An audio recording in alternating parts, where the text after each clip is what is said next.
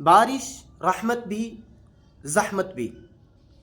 कभी ठंडी हवा, खुशबूदार मट्टी और गिरते कतरे दिल को सुकून देते हैं, और कभी यही बारिश तबाही, कीचड़ और बीमारियों का सबब बन जाती है। कुरान पाक में बारिश को रहमत करार दिया गया है, जैसा कि कुरान पाक में है, अलम तरा अन्नल्लाह युस्जी सहाबा।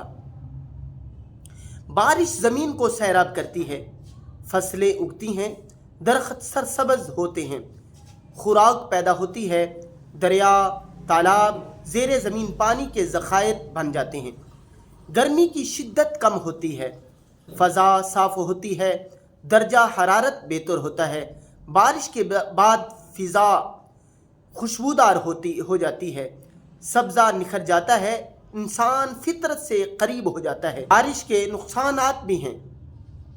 नुकसानात क्या हैं कि शहरों में पानी खड़ा हो जाता है, ट्रैफिक जाम, हादसात और आमदोरफ्त में मुश्किलात पैदा होती हैं।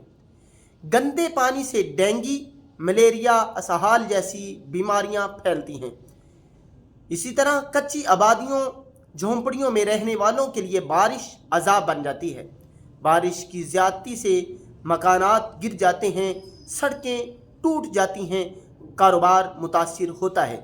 कभी कभी बेमौसम या शदीद बारिश फसलें तबाह कर देती है। बारिश के वक़्त दुआ करनी चाहिए, अल्लाहुम्मा सईबन नाफिया, ए अल्लाह इसे नफ़ा बख्श बारिश बना।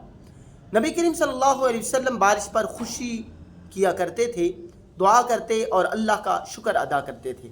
बारिश अल्लाह ताला की रहमत है। अगर हम इसके साथ अक़ल, सफाई और शुक्र का रवैया इख्तियार करें तो ये नेमत ही नेमत है, वरना ये ज़हमत बन जाती है।